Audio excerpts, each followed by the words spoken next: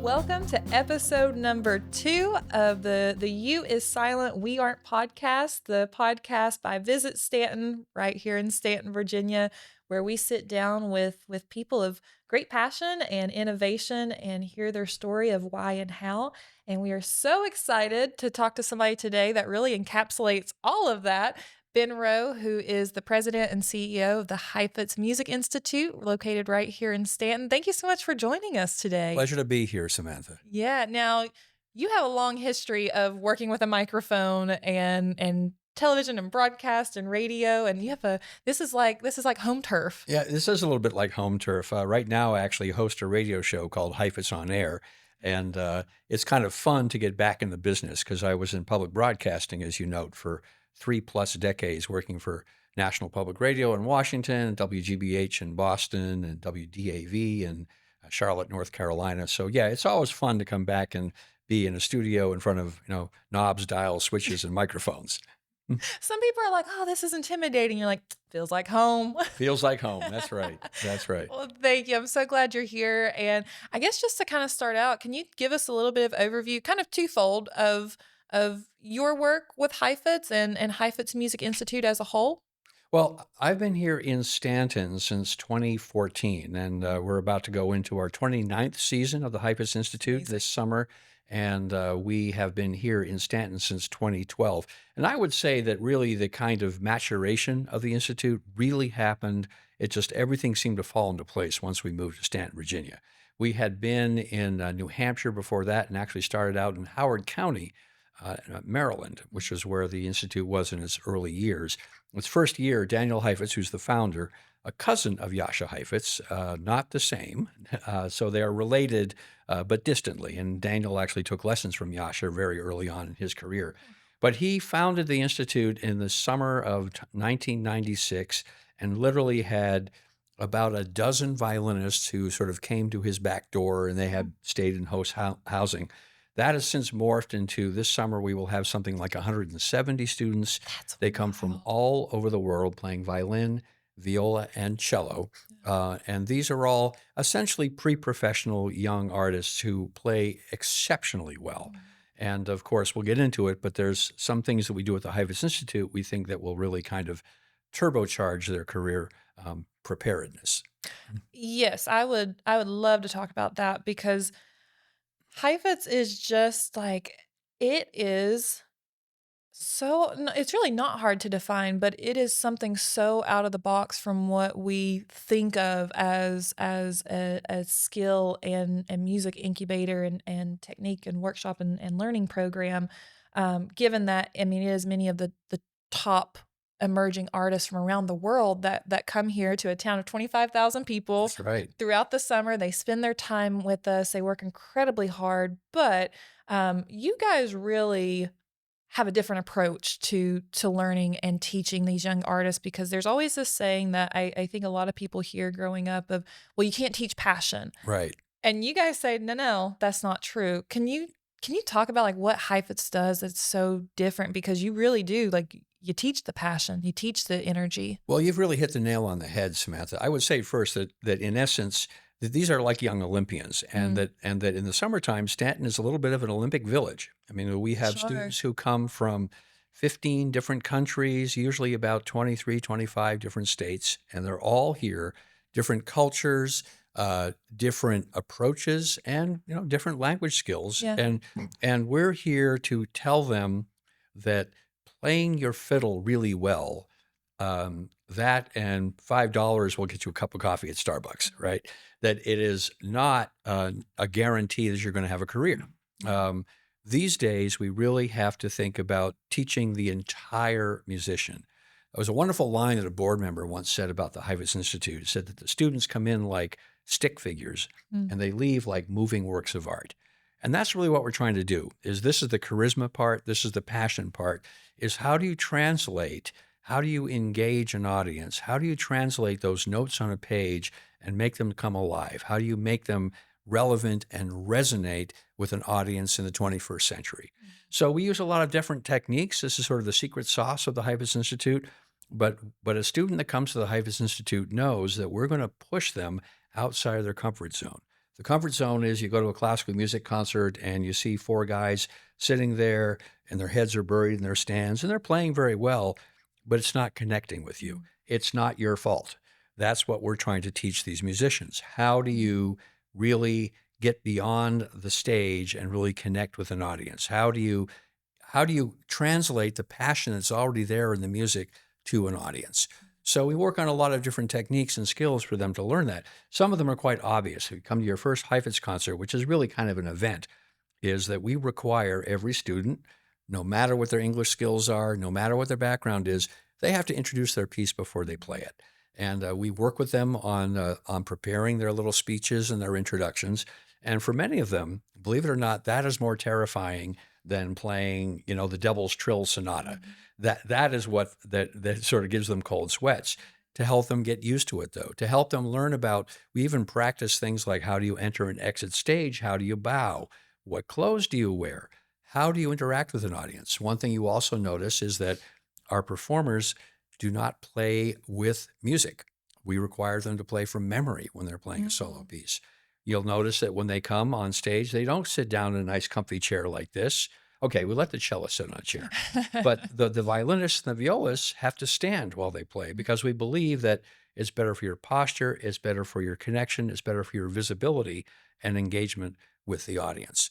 Cellists actually don't get away with it that easily because we put them on a platform so that they can be at more eye level with the other performers Oh, too. okay. So one thing that we do in the off season is we build these little cello platforms. Yeah. But we work on a lot of these. We're really kind of thinking about. We even think about how quickly we do our stage changes. We're Mhm. really trying to think about how a Heifetz concert is just not your ordinary classical music concert. It's fast paced. It's engaging. It really It's is. rewarding. Yeah. And you get to learn about the personalities of these young performers. When Mhm. we have a student who comes here from Australia and they've seen Stanton, they've seen the Heifetz Institute at Mary Baldwin's sign on our videos, and they say, that's where I want to be. I want to be there under that sign. I want to be in Francis Auditorium. I want to be in Stanton because they hear about the incredible walkability of the town, how it's only a couple of blocks to go from their dorm down to, we shan't name names here, but there's some very nice pizza shops and Yeah. coffee shops and ice cream Yeah, shops. absolutely. And so they love this. And their parents who might be in Taiwan or Korea or Uzbekistan who can see this image of Stanton that they have. They may not know about Charlottesville, but they know about Stanton, Virginia. Sure. Yeah. I love something you said too, because it always stands out to me at any of the Heifetz performances, is the fact that students introduce their work and they take that time. And especially when I taught and directed theater, that was something that even from the theater side, it always a lot of times made students very nervous, more nervous than the monologue in Right. an audition. It was slating their piece, right? When they would Right. have to come in and say their name. And it was something that mattered so much to me as a director is teaching, especially young people in a younger generation, that your words matter, your space matters, your time matters, and how you use that matters for people witnessing it too. And just taking ownership and confidence of that time where they were themselves before the craft also. It really, I think it instills so much in them, especially as they're learning and they're molding in their younger age. So I think that's such an incredible piece that you're not Absolutely. only shaping the musician, you're shaping the person. And that's really what it comes down to, Yeah. Samantha. I mean, in essence, what excited me about coming to the Heifetz Institute in the first place, when I worked at NPR, I was very fortunate to work with absolute A-list personalities. I mean, I could, we did a lot of sessions with Yo-Yo Ma and with Mhm. Joshua Bell and with Paul McCartney and with Bob Dylan, Lyle Lovett. I mean, some fantastic musicians. Just a couple, Yeah. Well, casual names. no, but I It's mean, it was working amazing. at NPR was a Yeah. great privilege and I know I have great memories of that. Mhm. But at the same time, I love now I feel like I'm sort of at the head end, Hmm. that Bach in German means wellspring or foundation. And in essence, that's what we're doing at the Heifetz Institute. We are seeing these young artists and we're trying to say, no, you don't want to imitate Yo-Yo Ma. We want you to become yourself. Mm, What is your artistic personality? Now, I don't know about you, but when I was 16, I wasn't sure I had it all quite figured out. So we're in essence challenging adolescents to, as you're saying, to own their own space, yeah. to become their own selves. And for them, some of that that's terrifying, but it's also incredibly rewarding. Mm, And the thing is, it's happening in public, yeah. so that it's true that you can see we have scholarship teams that help support particular students. So that people band together to pay for a scholarship for a Mm, student. And so they get to interact with them over the course of the 6 weeks. And it's no exaggeration to say that for some of these students, it is a transformative experience. yeah. That what happens in 6 weeks here will stay with them for the rest of their lives. The friendships that they make. I've already been to a couple of weddings of people that met at Heifetz. Oh, So yeah. it really is something that we see where a little bit of magic can happen. Yeah, I love that. Especially coming off of a recent episode, we talk about magic in Stanton as a whole here, and it Yeah, really is. It's in so many different crevices. I am curious from the technical side, right? Because yeah, there may be students listening or parents listening of hopeful participants of right. Heifetz. Mhm. What's the selection process like? Like what would make one student stand out more than another when it's coming to the audition and selection process? Mischief and magic. Nailed it. Yeah, actually, it's this was one of the first surprises I had coming to the Heifetz Institute, which is that the sort of the in the job application process or people applying to go to a university, it's like, well, what the heck, I might just get in.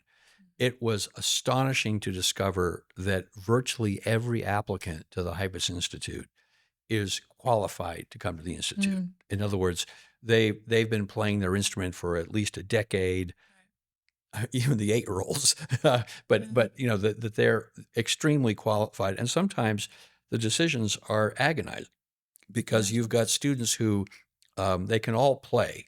It's very rare when there's a student who's just like sort of can't really compete at the level that the others do. But generally speaking, it's we're looking for intangibles sometimes. What's the promise? What's the potential? But they're all extremely good players. So, but it's agonizing because of course we make people apply year after year, and there may be a year where we have a student that was successful in previous years doesn't quite make the grade Mhm. this year. So, and of course, there's teacher recommendations. There's the fact that students who are alums who wish to return, we're generally going to look at them more favorably because they've gone through the program and they want to come back. I mean, that is about the best endorsement you can ask for. Mhm. Um, but we're in the throes of it right now, actually. So that means that it's really tricky business, and being on the front end of it, I have to make the financial aid decisions, and of course, that always is tricky. Back in my day, to complain about being old, um, that well, the tuition was a lot lower, but I would not dream of calling up my college and saying, "Yeah, I don't like the tuition that you're offering me, so I need more money." Believe me that now, as in my role, and I am at a certain age, I have to negotiate with 19-year-olds about their tuition. Mm, interesting. Yeah. Yeah, but I know students are certainly encouraged to, even in the audition, to like test maybe out of the box Right. materials and Yeah. and to showcase like, okay, can you try different stuff too, which is always Oh, that's right. interesting. That's right. Yeah. But so much of what happens is I noticed a real change post-COVID or Mhm. during COVID. We actually stayed open during COVID. We Sure. switched to a virtual institute, which was one of the very first festivals to do so. And we wound up with 100 students all studying Wow. online. We had 9 different time zones to negotiate. It was a real challenge, but we did it. Talk about logistics. Oh, the logistics were, I mean, literally, our scheduler had 3 screens open and felt like an air traffic controller trying to Yeah. figure out who was where. Because you might have a student who had a lesson with a teacher in the Pacific time zone one week, and then the next week, the Eastern time zone, and then another week in European time zone. Wow. So Yeah. it was a huge challenge. What I was going to say was that we noticed a distinct change in the repertory selections, that students were much more interested in kind of exploring different genres and new realms of music. Because oftentimes they're coming here and they're learning to play the classics. And there's something that's really very stimulating about the fact that you're hearing a group of 16-year-old students, and they're playing a Beethoven string quartet for the first time, and they're playing it at an extremely high level. Yeah. And there is that palpable, visceral sense of discovery that you hear in a Heifetz concert with these students saying, "Wow, this Dvorak guy, he knew what he was doing." Yeah, yeah. And I am curious from your standpoint too. So I love when Heifetz is in session. It is so fun because a lot of times, not all, many students come here on their own, and they're very well protected and guided and nurtured along the way too. Mhm, But a lot of families join, especially international mhm. families, will join students for 6 weeks in That's town. right. And I love coming in the morning, especially in Stanton, because they're out, they're ready to explore, and there's such a great energy during the Heifetz season at like 7:30 a.m. I love going downtown, so our office is downtown, and I'll swing by somewhere for breakfast, and there's just this like not only it's not a busy buzz, right? It's not Right. when just people are around. There's an intrigue of people that are visiting or are interested in the community, of exploring, of learning, of sharing thoughts and conversation, and there's just such a great energy when Heifetz is in session. So I guess for you, I'm just curious, why Stanton? Why does Heifetz work in Stanton? Yeah, because it really, that's what I say, where I think something magical really happened, Mhm. that the combination of the walkability and the distinction that the downtown brings, that you've got the Split Banana, and you've got an olive oil store, and you've got antique stores, and you've got this fantastic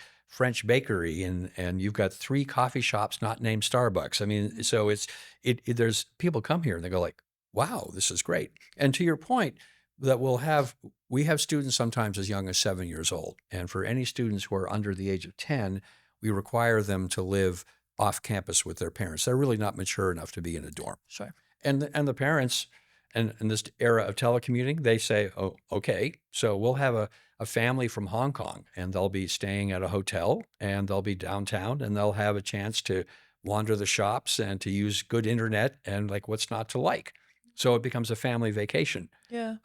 as they're here with their students. And I know what you mean though about that energy, that when people come here, they almost kind of can't believe it, because it also kind of feeds into that, particularly through a foreign lens, of the mythology of small town America. I mean, Stanton really kind of embodies that, right? Yeah. You've got friendly people, you've got nice shops, it's all very walkable. Um, and for parents who might be nervous about their students and their sons and daughters going far away, they look at Stanton and they say, "Oh, what a nice place." Mhm. It's not scary. Do you guys Does that play a role in your consideration of how you program or how you run of the relationship with the community? Like, is the community part of how you guys It's proceed with absolutely part things? of our marketing. Okay. In other words, what we present about the Heifetz Institute. There are some festivals that are either in areas that are a little too urban Mhm. and not considered safe that way, or that are way too rural. In Sure. other words, that you're kind of locked away in It's a that kind far of, pendulum swing one way or the other well, often. those old, for example, we recoil at the idea of being called a summer camp. We are Oh, not a summer camp. We're a sure. summer program. And the reason for that is that when people say summer camp, there's an image of kind of maybe a musty old cabin with a screen door, and it's not really heated, Mosquitoes. and there's mosquitoes, and you might be by a Yeah. lake, but Yeah. there's canoeing, and it's not quite the same Right. vibe of what we present. I mean, the we have serious fun, but these kids here are earnestly, deadly serious about what they Mhm. do. I mean, we have some of the best string teaching faculty from around the world who come here, and they love Mhm. coming to Stanton. They love being in the hotel. We like to talk about concierge service for our faculty, because the perfect circle is the best students want the best faculty. Yeah. The best faculty want to have good students to teach. So, and oftentimes, we've seen this time and time again, where a student will come here, say from Southern California, and they study with a teacher like maybe our artistic director, Nicholas Kitchen. And they say, "Oh my goodness, that is the teacher I want." And they wind up enrolling at New England Conservatory, where he teaches. So there's a lot of recruitment that goes on, as well as kind of students that are potential students at both the undergraduate and the graduate level, looking for the next great teacher for them Mhm. as they try to advance their professional career. So there's a lot of factors, but what ties it all together is being here in Stanton. Yeah. Let me ask you, why classical? Why string classical? Why this genre specifically that you guys are in? Well, that is sort of the vineyard in which we toil. Yeah. And part of that is that classical music, I've been asked this question a lot in my career. Mhm. Uh, and my definition of classical music is a very simple one. It is music that lasts. It is music that lasts. Ooh, that is a good line. That is fantastic. Well, and I mean that very seriously, which is music that lasts beyond its own time, Yeah. beyond its own genre. Yeah. I mean, one thing about Johann Sebastian Bach is that you can play it on a steel band, you can play it on a xylophone, you can play it on a juice harp, and it's Bach. It's great music. Um, you're not going to be able to do that with Britney Spears. And there's not to take anything away from Britney Spears, but there is a role for more ephemeral music, and that we all enjoy it. But it's hard to imagine. Well, think about '60s music like the Beatles. Beatles songs will go on forever. Mhm. That's another in 100 years. That's all classical music. What Paul Simon writes and Joni Mitchell write is classical music. But if you think of Jerry and the Pacemakers, probably not. So, and I know I'm dating myself with that reference, but that's okay. Yeah. But the idea is that there is a durability to it. There is a brilliance to the writing. There is an emotional depth to the writing that sticks around. So when you are studying and learning, when you are an aspiring musician, there is nothing greater than learning a Beethoven string quartet, and it will reveal itself to you time and time again after you play it. I mean, you can play a pop record for 3 minutes and you can know, because I do, and I know every chord and I know every lick, um, but you can play a Beethoven quartet and it will never quite sound the same way twice. And that is where the whole kind of magic comes in of playing in a string quartet or discovering, and what these teachers spend so much time and the students spend so much time practicing is maybe you hold that note here, maybe you stretch that out here, maybe you make that staccato and not so legato, that there are so many different interpretive ideas that can go into a piece of music. And that's different than being a studio producer when you're trying to get just that exact right sound. There's a great story about Ray Charles, and you think about Ray Charles, a brilliant musician, but he would be doing take after take of something like Georgia on my mind. And in every take, he would put the same hitch in his voice and the same wail of agony because he'd worked on it, and Right. and that's where you hear this great recording. Um, but one reason why it's a studio recording and not a live recording is because there's one sound that people want to hear. So many times people will go to a pop concert and they'll be disappointed because they want to hear that hit song. Exactly like the record. They want to hear exactly like the record, which is oftentimes almost impossible to do. Mm. And this is where you have those scandals when basically you're hearing somebody play live and it's 98% pre-recorded Sure. and 2% live. Yeah, it's the combination of, okay, Yeah. the performance and the art, where does that come together at? Yeah. And I think that's what you guys do very well. And you mentioned it a little bit a minute ago. I'd like to talk about it because I think it's something that makes people ask all the time, like, what makes Heifetz so different? Why is it one of one, basically, of Yeah. what you guys do?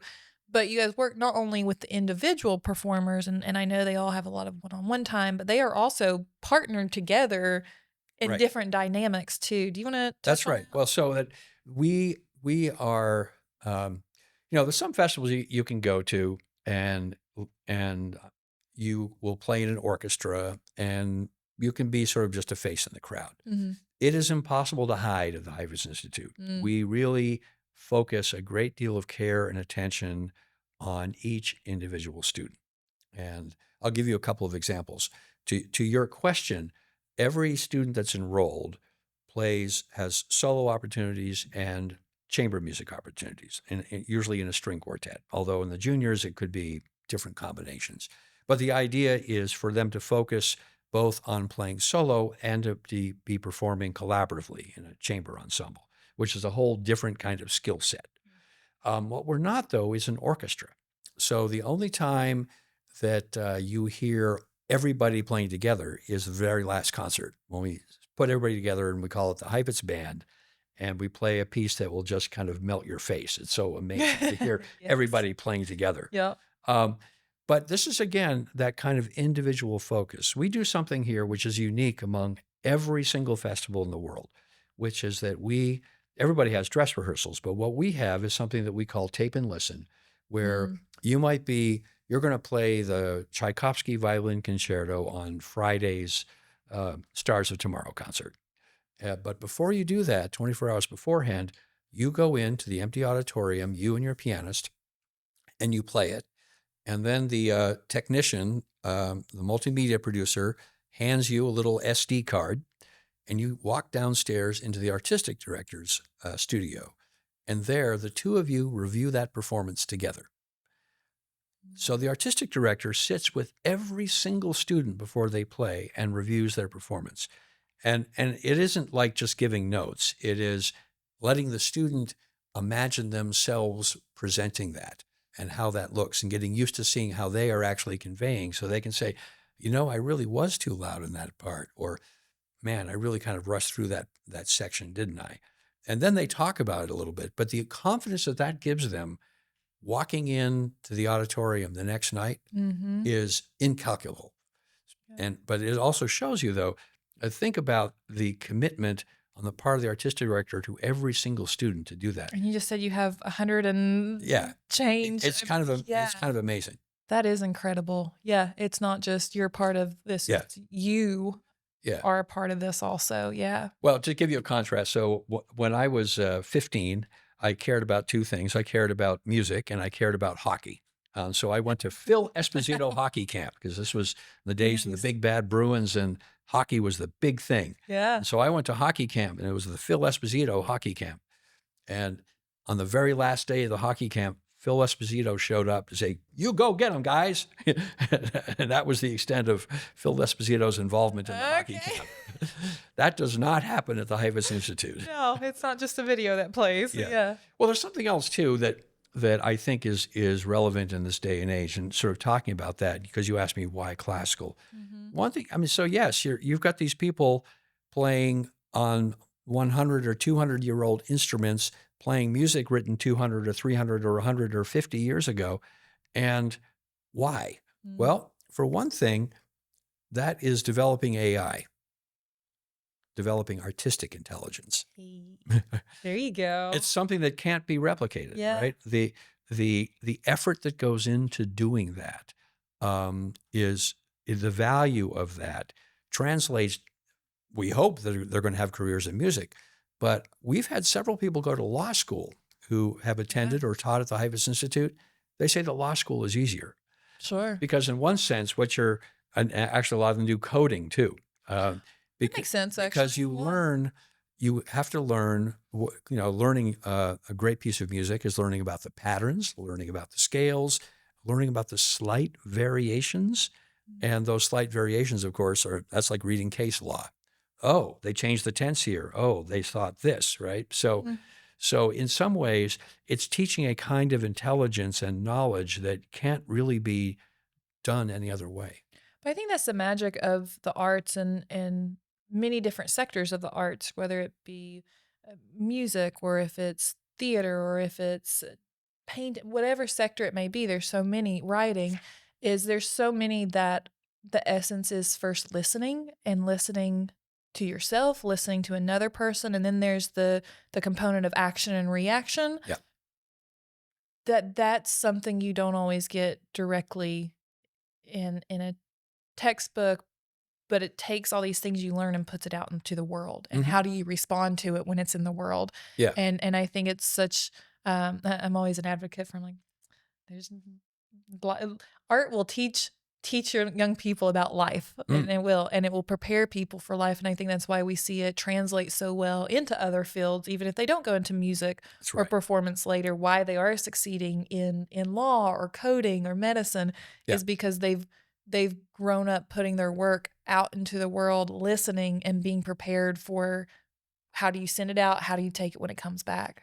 And let us not forget that little word discipline. Mhm. that whether it's, practicing your scales. I Yeah. remember once we take students out on tour, Mm. and of course we do a little Q&A, and they're playing with schools and other things. And I remember at one time a student said, "Well, did your mom force you to practice every day?" I said, "Well, they also forced me to brush my teeth, and they forced me to have a meal, and they forced me to go to school. So yeah, but you know. So part Yeah. of this though is learning those. When people ask me for advice, I mean, the few things that I say is find something that you love to do. Mhm. Find because you're going to spend too much time doing it, so you better love it, Yeah. right? So that you're just the hours that you need to invest to be good at anything, Yeah. and so that you want to be understanding what it takes to do that. There are many cases of students who have great natural talent, but when 90% of it comes for you really easily, finding that other 10%, people don't sometimes understand how to do that. Sure. And part of what we try to teach at the Institute, we didn't even get into this yet, is we do something called performance and practice analytics, where we try to help out students who hit those walls. Because if you're an aspiring musician, you're going to hit walls. You're going to hit Yeah. all kinds of them. And you have to learn how to get past that plateau, how to relieve the tension in your body, which is why we teach yoga. Yeah. There's a lot that goes into, and there's a lot that goes into trying to forage. It's a difficult line of business. Mhm. And for many that do pursue it professionally, the aspect that you are your business Right. also, there's that component. So you guys really do look at it from every dimension, almost. I Yeah. mean, I get to come sit in the performance and enjoy it and say, "Wow, that was amazing." But behind the scenes, you guys really are looking at it from every single dimension of what goes into it. And trying also not to overload them, which is That's a which fine line, I bet. oh, it's a very, very fine line. Maybe Yeah. the students will come here and they'll be worn out by the Yeah. end.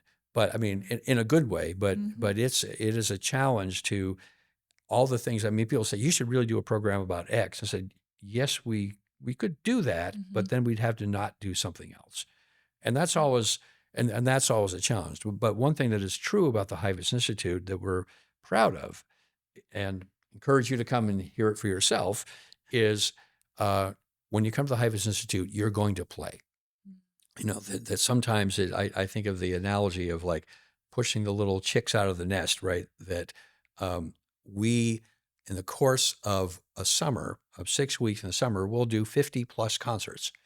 So the students come here knowing that they're going to get really great shots at playing, Mhm. and they want to. There are some places that are not as performance intensive, but for us, all of these things that we're teaching, they come together in the concert hall. That is really the sort of the crucible where this we have the instrumental lessons with these highly sought after teachers. We have all the communication classes we've been talking about, like the public speaking Mm. and the yoga and the movement, the improvisation, the freedom of expression. Those all come together in this generative program in the concert hall. So you can practice your speech in front of me in class. Great. Now you have to go do it in front of an audience. Yep. So that really is for us is why it's so. That's again sort of the special sauce of the Heifetz Institute. And I think what a great opportunity for our community. I mean, we are so fortunate. Again, this is a town of 25,000 people. It's a very artistic town, but it's still a small town. And between Heifetz, between Stanton Music Festival and many other Stanton Jams, which is a different style, but there's so many opportunities for the community and visitors. I mean, you don't have to just be local to participate and as an audience have that performance. And you guys do an amazing job of the accessibility amongst it to have that in front of not only the performers, but also our community, really instilling us that we can enjoy this great music because there's paid performances, there's free performances, there's daytime, there's evening, there's weekend. I mean, so many performances throughout the stretch that I really do. I think because sometimes we talk about this with Shakespeare. I mean, we're fortunate to have Blackfriars Mhm. here.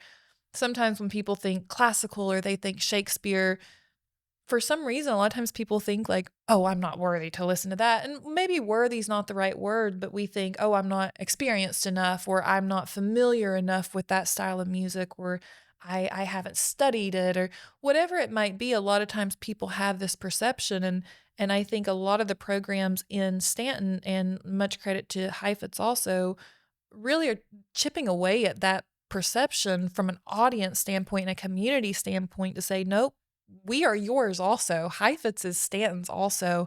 The doors are open to receive and participate in this. Well, thank you for saying that, and you're absolutely right, which is that there's no getting around the fact that there are social trappings around classical music, which have oftentimes worked to the genre's detriment, Mm, right? That it's something that you have to have a degree, an advanced degree to right. understand it. And I hear a lot of people, well, I don't know anything about music, but I mean, it doesn't prevent them from going and seeing a movie saying, yeah, it might have won an Oscar, I didn't like it.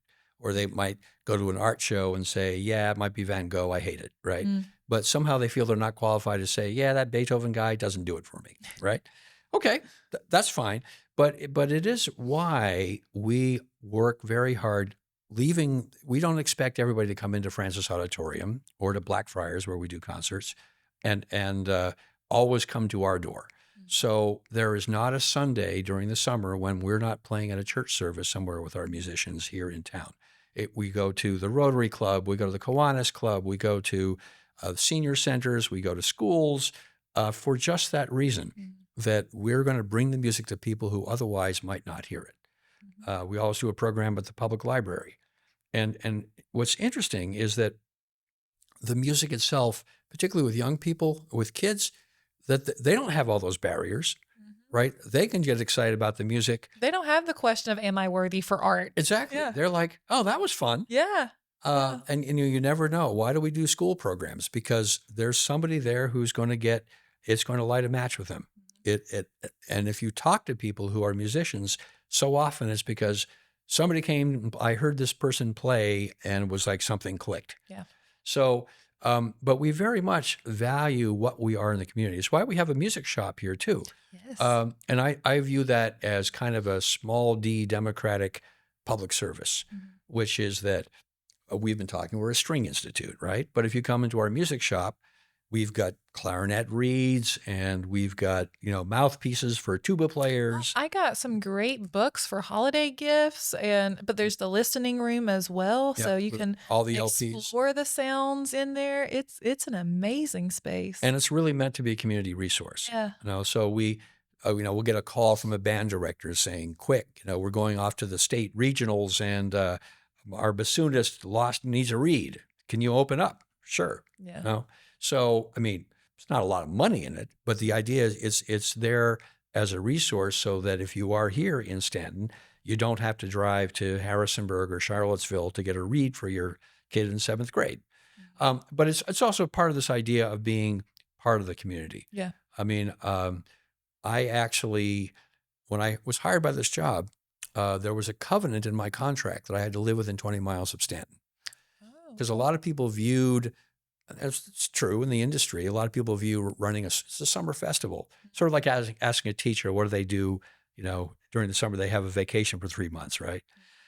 So a lot of people they'll have their regular job somewhere, and then they will come and run their summer festival in some nice summer location. mm, Uh, I'm here year round. We have a full-time staff that's here year round. yeah. And we're really trying to stay involved and engaged with all the things here in the community, which is why we also our main business, of course, is our summer festival, but we do a holiday concert. We have Bach Around the Clock coming up. Yeah. We do a lot of touring and residencies to really sort of underscore both to present professional opportunities for our alums because we stay involved with their careers and helping to give them career opportunities, and at the same time to really give back to the community. Yeah. I am curious from you from more of a personal standpoint, if you don't mind me asking, because I know we've touched on different points of your career. I mean, Right. you've done everything from working in broadcast to radio, in front and behind the scenes. You've taught and done professor work, and now leading an organization and the direction of an organization. I imagine there's been some lessons along the way. Are there any lessons in particular that really stand out that you often share with students or you just carry in general? Well, I mentioned the do what you love. I guess the other thing that, and this is sort of part of my own personality, but it's served me pretty well, is that when a question came up, an opportunity came up, I said yes. Mm, You know, when it was time to volunteer for something, I put my hand up yeah. because I wanted to learn, and I figured that that would sort of just give me more arrows in the quiver. So I've been the person to always step up when there's a small group meeting. I said I'll take the notes. Yeah. Um, so I like to learn as much as I can about something and to share that. And I also believe that the idea of not doing something casually and Mhm. being ready to say this is what interests me and absorbs me, and this I'm not so good at. And I think you also have not to be afraid of failure. That there was that sign, that like famous saying by Albert Einstein, that the mark of a genius is that they'll tell you their last failure. Mm, Uh, I was very fortunate when I first came to Stanton with the institute. Is a lot of ideas that we had all seemed to work. We started these happy hours before our celebrity series concerts. We started doing concerts at the Blackfriars. We started doing these Heifetz hootenannies on yes. Saturday nights. Just a lot of the techniques and things that we tried seemed to click and to resonate with people. Well, that isn't always so, and there's also plenty of things I've done which have not gone so well. But you have to be willing to try Yeah. and to innovate. If there's anything that I see in all of my kind of stops along the way, is that it's always easier to say no and then to say yes. Mm, And I like to be the guy that says yes and has to figure out how to do it. mm. That's a good way to put it. Mm. Thank you so much for your time today. I do want to ask you because I know we talk about Heifetz being a summer program, but like Yeah. you mentioned, it is really year round. So what do you guys have coming up? What we have coming up is that something that we do every March, which is a truly, to get back to your idea of community, a community event, Mhm. is that we do a 12-hour marathon celebrating Johann Amazing. Sebastian Bach. We call it Bach Around the Clock. It takes place at Christ Lutheran Church here in Stanton, which has a Which is fantastic organ. just beautiful, and the acoustics, it's, like, all-encompassing. It's amazing. It's amazing. And we go from 9 a.m. to 9 p.m. It is absolutely free. You are welcome to join us. You come and go as you see fit. But invariably, the highlight is for the last hour, we call it the cantata hour. And my co director, Paul Weber, puts together a choir. We have an orchestra, we have an organ, and it's a joyful sound. And Bach's music is so wide and varied that in the course of 12 hours, you won't hear the same piece twice. Yeah. And it's really a fantastic community event. And I'm so amazed to get back to a place of 25,000 people that we can do a truly credible 12 hours of Bach. And yes, there's a lot of Dang. Heifetz teachers and students that are involved, but also a lot of people, like the Charlottesville Guild of the American Guild of Organists. Nice. We have some great choirs locally. Yeah. We have some wonderful performers from like Garth Newell Festival. So there's a lot of great music making going on around here, and they all come together in this community event. Yeah. And that is March 22nd? It's always on the Saturday closest to Bach's birthday, which is usually Okay. the start of spring, too. So it Okay. is Saturday, March 22nd from 9 to 9. And by the way, if you want to see the schedule, it is at bacharoundtheclock.org. Nice. And then, of course, everybody can continue to follow and check out Heifetz Music Institute on your website. There's full schedules that come out, especially when summer comes, because there are performances Galore. every day. Almost just pick an hour, and there will be one. So great time to keep up with that. But thank you so much for your time, for your insight, for your work with Heifetz. We're thankful that Heifetz is here in Stanton, and we hope students continuing enjoying it, but also realizing that the public, like, what a treat for us that we get to have this time to enjoy the music and the craft and the art from many of the best around the world. So thank you for your work and for being here in Stanton. And we're excited for first Bach around the clock and then summertime. Well, thanks so much, Samantha. Real pleasure to be here. Thank you. All right, guys. Thank you for joining us for the U is silent. We aren't. We will come to you again soon. Enjoy.